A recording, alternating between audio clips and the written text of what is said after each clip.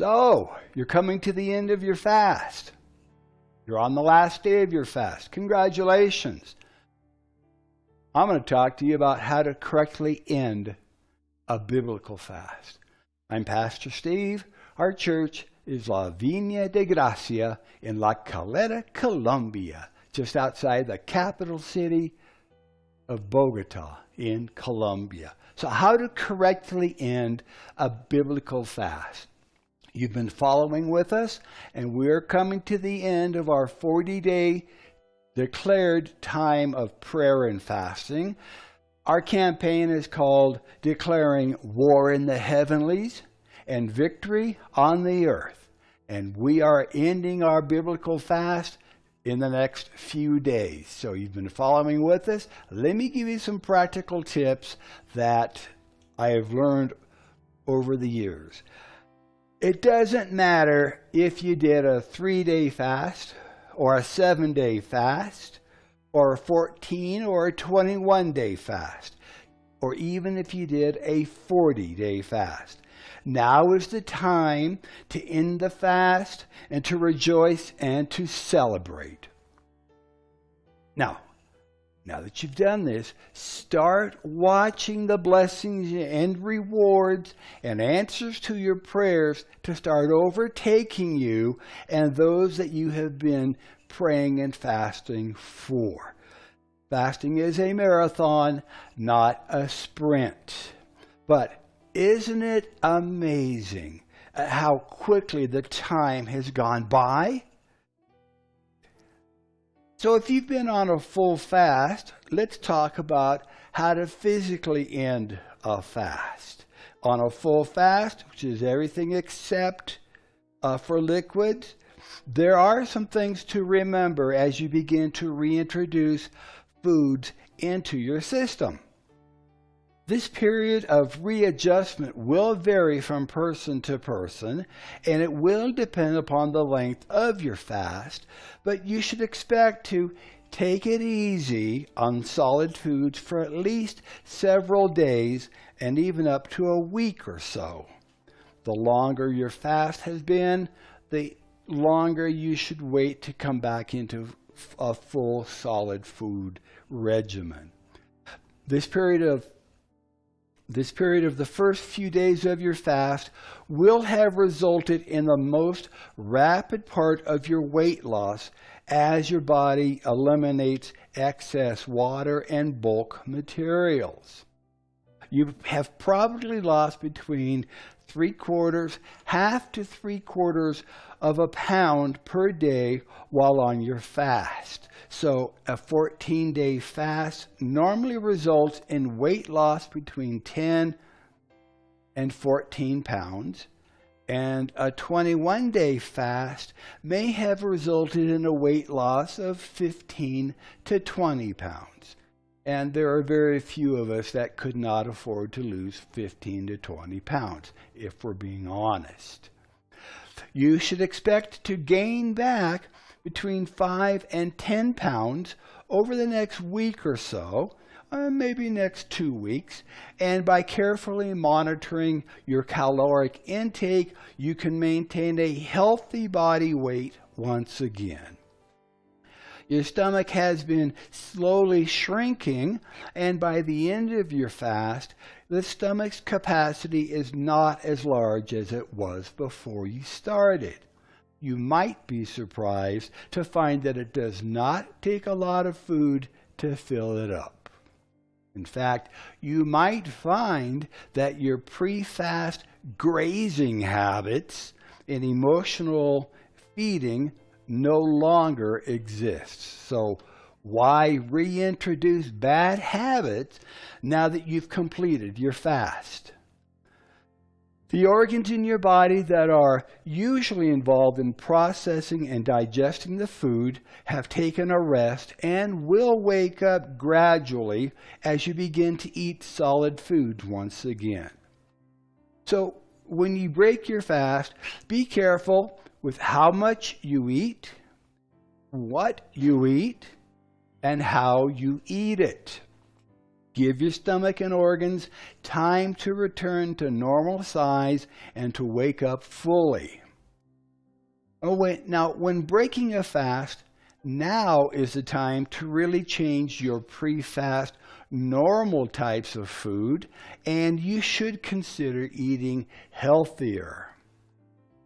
I will usually start off with fruits and juices, preferably fresh squeezed.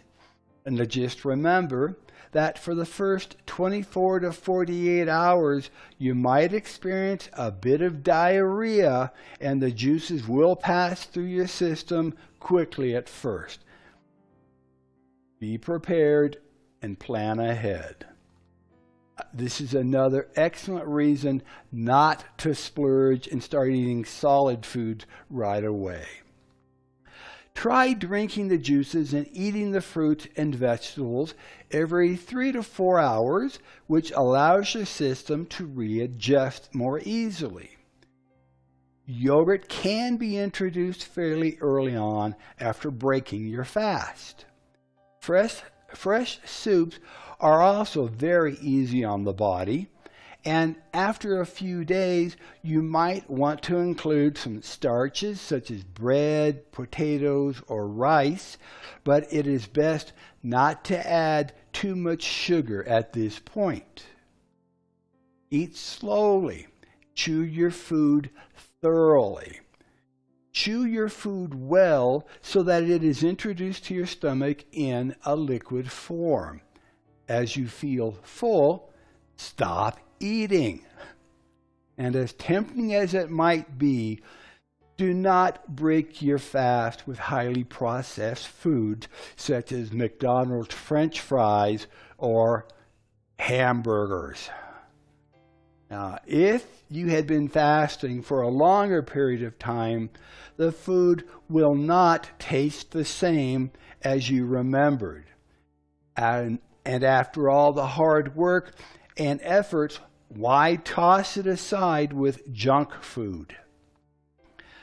So, how can you win your fast spiritually? Well, even though you can rest physically, now is not the time to rest spiritually. Let me say that again. This is an important point.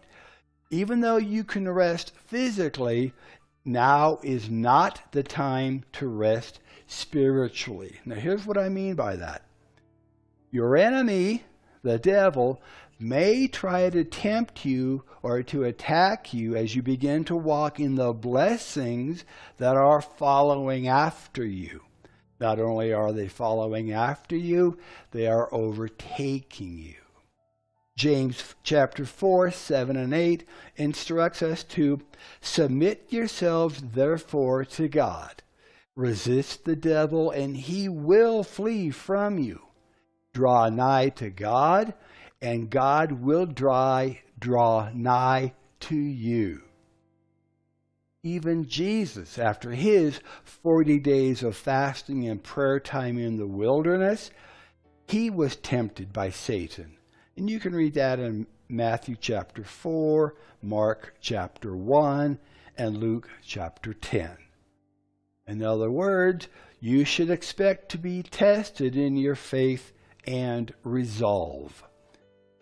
1 Peter chapter 5, verses 8 and 9 tells us that Satan is like a roaring lion, seeking whom he may devour. But remember, Satan is only like a roaring lion, and in reality has lost power over your life as a result of your fast. Throughout your fast, you have been consecrating your life and focusing on the things of Jesus. And your spiritual ears have become more alert and sensitive to hearing and responding to the voice of the Holy Spirit.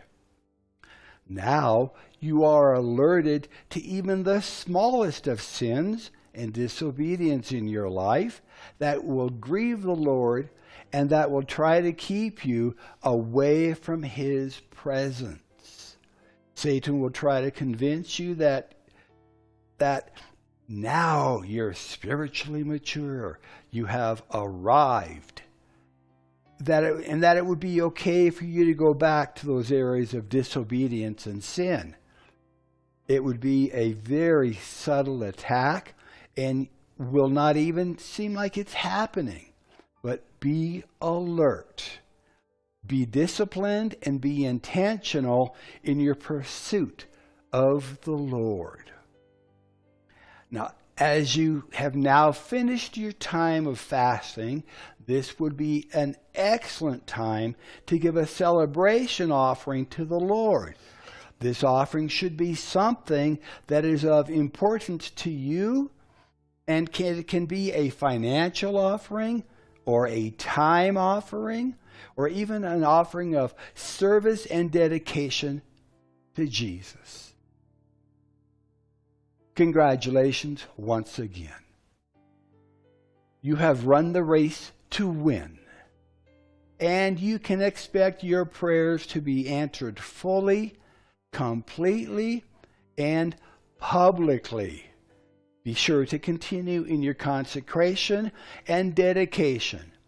Do not let go of the spiritual momentum that you now have. Be sure to continue in prayer daily as you seek the Lord in all areas of your life, and consider making fasting a part of your spiritual consecration. Even if you decide to fast for 3 days every month, make it a declared time of fasting and prayer, and make it a matter of spiritual importance. May the Lord continue to bless you, to protect you, to prosper you as you continue to follow hard after Him. I'm Pastor Steve, and we'll see you next time. God bless you.